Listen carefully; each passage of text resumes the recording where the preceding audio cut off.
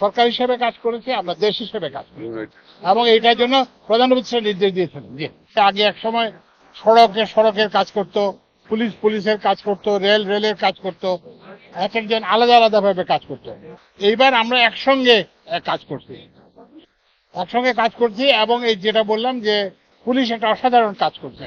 মানে আমাদের এই যে আমাদের উপদেষ্টা ছিলেন, বিশেষ সহকারে প্রধাবক্তা ছিলেন, আমরা এর আগে বারবার মিটিং করছে যে এটা কিভাবে করা যায়। এই জন্য আমরা প্রথমে, দ্বিতীয়ত হচ্ছে আমরা সরকার হিসেবে কাজ করছি, তৃতীয়ত হচ্ছে আমরা দেশ হিসেবে কাজ করছি। এই যে আমার পেশনের যারা শ্রমিক সংগঠনের যারা শ্রমিক মালিক সংগঠনের যারা নেতৃবৃন্দ দিচ্ছেন, ওনাদেরকে আমরা বলছি আপনাদের সঙ্গে আমাদের কোনো বিরোধ নাই, কিন্তু আপনারা সরকারকে সাহায্য করতে হবে যাতে মানুষের ঈদের যাত্রাটা সহজ হয়, কষ্ট কম হয়, হয়রানি কম হয়, দাম যাতে বেশি না চালায়, ভালো গাড়ি চালাবেন যাতে অ্যাক্সিডেন্ট না হয়। তো ওনারা সবাই কিন্তু একটা দুর্দান্ত কাজ করছেন। ওনাদের সহযোগিতা ছাড়া, পুলিশের সহযোগিতা ছাড়া শুধুমাত্র সড়ক বিভাগের পক্ষে এটা কোনো, আর আমার নিজেদের যারা তারাও। আরেকটা জিনিস হচ্ছে যে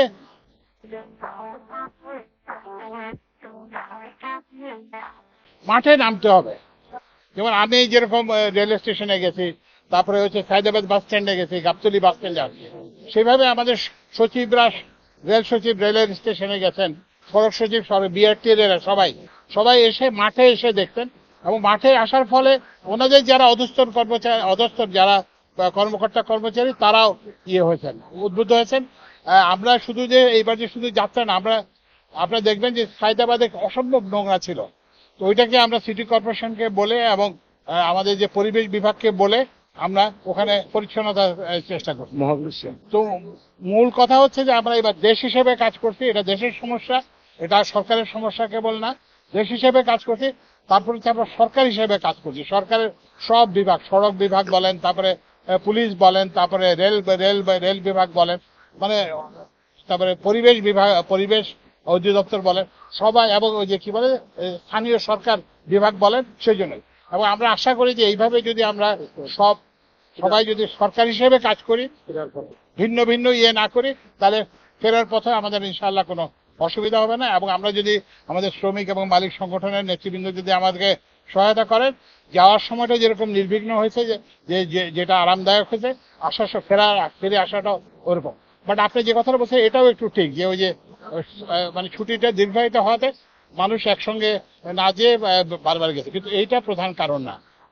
প্রধান কারণ হচ্ছে এটা আমরা সরকার হিসেবে কাজ করেছি, আমরা দেশ হিসেবে কাজ করেছি, এবং এইটার জন্য প্রধানমন্ত্রী নির্দেশ দিয়েছেন যে ইনশাআল্লাহ। এবং ওই যে হাইওয়ে পুলিশের ওনারা আছেন, ওনারা কাজ করবেন, র্যাব আছে, তারপরে বিআরটিএ এবং যারা সেনাবাহিনীর লোকজন আছে, সবাই কিন্তু কাজ করবে।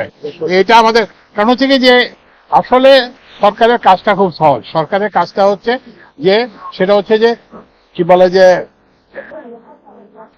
দেশের নাগরিকদের প্রতি সৎ থাকা এবং সহানুভূতিশীল থাকা।